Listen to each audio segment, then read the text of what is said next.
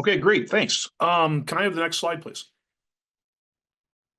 So NASA and JAXA have both had missions to return samples from three different near-Earth objects. Hayabusa 2 went to Ryugu, which is a CB type, about a kilometer-sized carbonaceous chondrite body. Bennu was sampled by OSIRIS-REx, and that's a B type, and it's about a half a kilometer in size or so. It's also a carbonaceous body. And then we have Itokawa, which is the subject of this meeting, which is an S type. It's about 300 meters or so, and had a samples returned by Hayabusa. So ultimately, what I would like to do is try to compare the cosmic exposure ages or just the general weathering ages we have from these surface materials returned to the crater retention ages and see if there's any similarities there. So what are the surface ages of these bodies? But it turns out getting the surface ages is complicated. Ultimately, we need a crater production model. Can I have the next slide, please? Okay, so this is sort of a quick rundown of what. Can you go back one time step? Go again. No, I'm sorry, two back. This is where someone else has to run the things. I think one more, please. Okay, I'll just have to go with it. Okay, so on the left side, what you're looking at is the craters that you might see on the surface of a body. The purple line is ideally like a model fit. Okay, so if you have a good model, then you fit the craters and you can get the surface age. So how do we get that model fit? Well, what we need is a combination of factors. We need the impactor size frequency distribution of what's hitting that body. You need to know the collision probabilities and how they change as, in terms of hitting that body. You need a crater scaling law that can convert projectiles into craters. And then you need to know how much time has elapsed on the body to make those craters. Okay, next slide, please. Okay, so one of the issues that gets very complicated for near-Earth objects, though, is near-Earth objects have orbits that change. They're mobile, okay? And so these two factors, the impactor size frequency distribution and the collision probabilities, change with time. So we need to worry about that. Next slide, please. Okay, so I just want to give you a feeling from an orbital standpoint of what we're dealing with when we're dealing with impactors on our different bodies. So I'm going to start with Bennu. Okay, so you're looking at a plot of semi-major axis versus eccentricity, and the green star shows where Bennu is today. And so its orbit is very similar to that of the Earth, where the Earth is at 1 AU at zero eccentricity. Okay, next slide. Okay, so this is a representation of all the different orbits you would have if you could if you could be hit by main belt asteroids. And so you can see that between the white lines, anything that's between the white lines is on an Earth crossing orbit. If you're on the blue, you can be hit by the main belt. So you can be a near-Earth object and still be hit by the main belt. And on the right side, we have the size frequency distribution of all the impactors that could potentially hit that body. Next slide. Okay, but there's some other populations we need to worry about.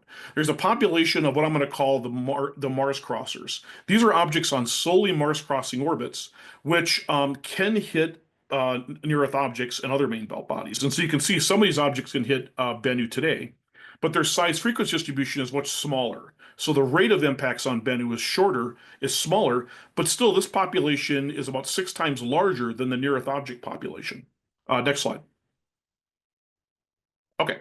And then finally, we have the near-Earth object population itself. There's these objects can essentially hit anything that's in near-Earth object space, but again, the size distribution is even smaller. So craters have to build up over time. So these are all the different populations we need to worry about. And as an object evolves, they get hit by these objects, but also we have to worry about collision probabilities. And so I guess they get factored into things. Next slide. Okay, so what I wanted to do here was sort of give a representation of what it's like if you're trying to model, let's say, asteroids going to Bennu. So what you're looking at, the yellow points, is the following. In 2015, we were looking for which objects in the main belt could make Bennu and Ryugu and ultimately Itokawa. So we evolved all these objects out of the main belt. And then we found, out of thousands and thousands of bodies, a small number, a few tens, that actually reached orbits which were very, very similar to that of Bennu, and many of them for the new 6 resonance. So just to give you a feeling for this, what I did is I took those asteroids, those several tens, I put them where they reach Earth-crossing orbits, and then I'm going to let them go. Can we have the next slide, please? Okay, so what you're looking at is this is an animation.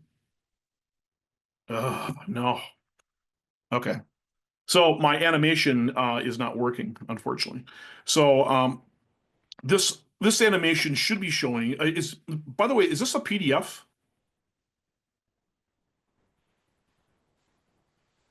Okay, I guess we don't know. All right, anyway. So this animation should be showing all the different orbits that objects can take from an Earth crossing orbit to reaching Bennu today. Okay, it's a wide variety of different orbits. And so what happens here ultimately is that you can have a wide range of times from going from an Earth crossing orbit to reaching Bennu's orbit. And that's represented by the right, where we have this yellow histogram. Okay, so the median age of going from Earth crossing to Bennu's orbit is about 7.6 million years.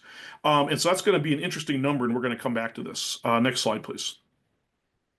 Okay, so this was another animation that was supposed to show how objects evolved from, let's say, coming out of the asteroid belt to reaching Bennu's orbit today.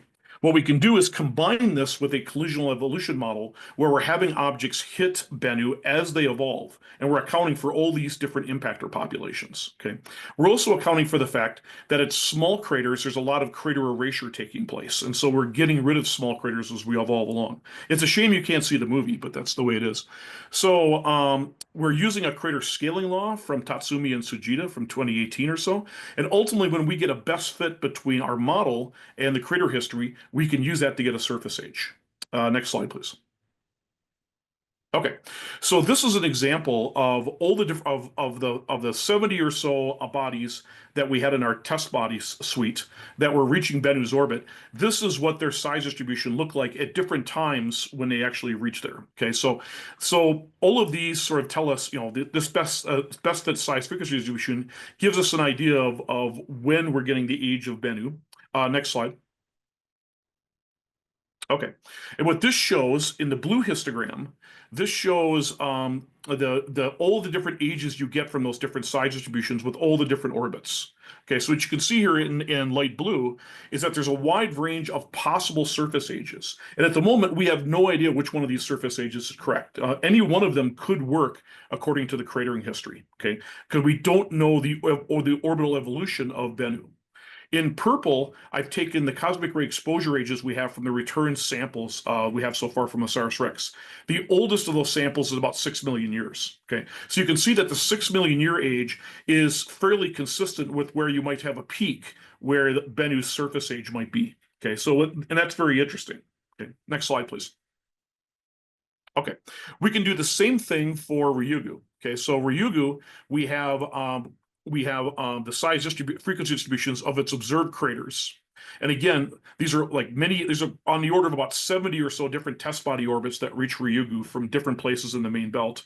On the right side, we have our predicted ages for the surface age of Ryugu. And you can see that, again, there's a wide range of ages. But if we compare it to the cosmic ray exposure ages we have from Hayabusa 2, from the samples, the oldest age we have there is about 7.5 to 7.8 million years or so. And that, again, is consistent with some of the ages that we have from our surface ages. So again, there's a consistency check there. But again, we don't know which age of Ryugu is the true age because we don't know its orbital path. All we can do sort of just make a probability argument from this. Next slide, please. Okay, finally, we can do the same thing for Ryugu. Okay, so Ryugu, we have about 50 test bodies which reach about the same orbits as Itokawa, and then we can run our collisional model. What we find is that you can see there's a distribution of ages or so. For Itokawa, we have, as far as I know in the literature, there is one cosmic ray exposure age for a particle that's about 1 million years old. But then at this meeting, they were talking about some exposure ages that are less than 8 million years or so. And again, all those ages are fairly consistent with what we see for the surface ages for Itokawa. Next slide, please. Okay, so what we can do now then is now that we have the surface ages, we can actually sort of go backwards in time and say, okay, let's assume at one point there were no craters on these worlds at all. We don't know if that's true. It could be that they were partially reset by impacts. There's no way to tell, but let's assume that they were essentially all the craters were started from a given, or a surface was started from a given starting point. If that's the case, we can go backwards in time with this and see what orbits did they have when their surfaces were reset. And that's represented by the different dots. And the colors correspond to our predictions for Bennu and Ryugu and Itokawa. And what you can see here is that all of these objects were on orbits that were main belt crossing when their surfaces reached sort of a starting point, okay? So that suggests that collisions stay important, and it could be that collisions were the source of the reset event that refreshed their surface. Okay. Now, 5 minutes. Okay, that's great. Okay, Now, as objects get to higher eccentricity or so, and they reach around 1 AU or so, Yorp timescales become very fast, right? Yorp is a process, it's a non-gravitational force that can cause objects to spin up, and I'll say more about this in the next slide. But it's possible Yorp spin up remains a possibility for resurfacing as well. Okay. Finally, you'll notice that most of these objects stay away from low eccentricities and low semi-major axes or so. And that's interesting because those are the places where we would expect tidal forces from the Earth to be very prominent and resurface things. So the fact that we don't have any ages there may be suggested that Earth's tidal forces did not cause the resurfacing. Okay, next slide. Okay, and I think this is the last one. And again, this is an animation that's not working, but okay.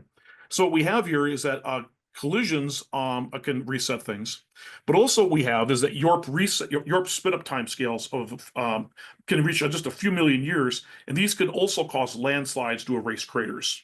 But one of the interesting issues is this, is that what we learned from the Lucy mission, it flew by a small asteroid called Dinkinesh and it had a little satellite Salem. Dinkinesh and Salem had different crater surfacing ages. Salem was younger. So it's suggestive that you could have a Yorp event which spins off material and maybe creates a satellite, but you may not erase all the craters on the parent body. So the question is Yorp always so gentle that it really doesn't cause global resurfacing, or does it depend? Sometimes Yorp is catastrophic and it erases everything, and sometimes Yorp is just produces regional erasure. And that's something I think we still need to figure out. And so that's my last slide, so I'll take questions. Thank you.